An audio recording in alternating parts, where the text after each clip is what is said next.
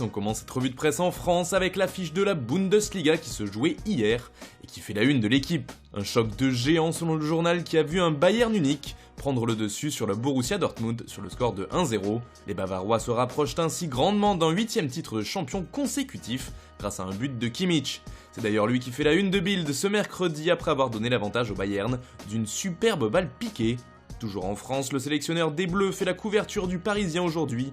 Didier Deschamps s'est exprimé dans une longue interview, revenant notamment sur la décision d'arrêter le championnat de Ligue 1. D'après lui, c'est une décision sage.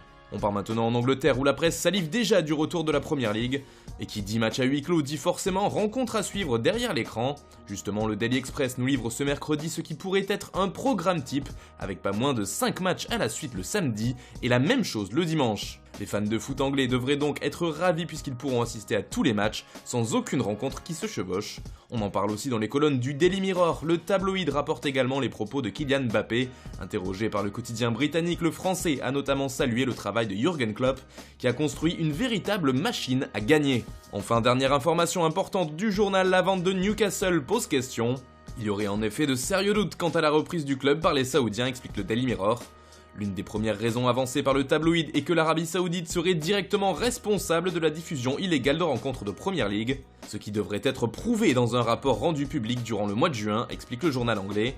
Les Magpies pourraient bien ne pas changer tout de suite de propriétaire. En Italie, le mercato de la vieille dame fait encore les gros titres, cette fois à propos des joueurs dont la Juve aimerait se séparer, et ces derniers sont nombreux si on en croit tout au sport. 11 joueurs placés sur le marché des transferts. Fabio Paratici, le directeur sportif du club turinois, veut vendre une équipe entière, écrit le journal, pour remplir les caisses du club ou pour réaliser des échanges. On retrouve du beau monde parmi les noms cités, notamment Miralem Pjanic, Gonzalo Higuaín, Adrien Rabiot ou encore Mattia Di Seglio. Toujours en Italie, la Gazzetta dello Sport nous rapporte des informations concernant Zlatan Ibrahimovic et sa blessure. L'AC Milan l'a directement communiqué, le tendon d'Achille n'est pas touché et l'attaquant suédois souffrirait juste d'une lésion au mollet. Il pourrait donc revenir d'ici 4 ou 5 semaines. Milan respire. Du côté du Portugal, ça brûle pour Alex Telles et le PSG. Un accord aurait été trouvé entre le FC Porto et le club français d'après Abola, autour d'un transfert de 25 millions d'euros. Les négociations n'ont pas traîné concernant le latéral brésilien qui est le défenseur le plus prolifique d'Europe cette saison. Un joli coup pour les Parisiens mais également une belle vente pour les Lusitaniens qui en demandaient 30 millions. Reste maintenant à savoir si Alex Telles arrivera à prendre la place de Juan Bernat la saison prochaine. Du côté de l'Espagne, le dossier Casemiro est bouclé selon Marca. Le Real Madrid souhaitait le prolonger et c'est maintenant chose faite.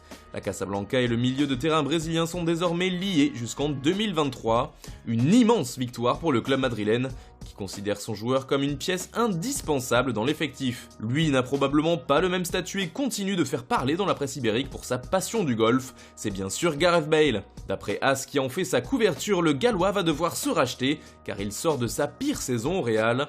Le journal précise d'ailleurs que Bale s'est défendu concernant sa passion pour le golf, mettant en avant le fait que les médecins étaient d'accord pour qu'il pratique ce sport. Enfin, on reste en Espagne pour finir avec le Barça.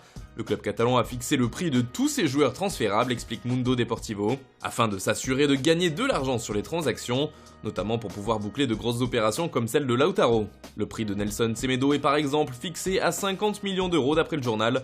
Pour Junior Firpo, c'est 30 et 25 pour Jean-Claire Todibo. Autre information mercato, Newcastle qui convoite Philippe Coutinho est entré en contact directement avec le joueur.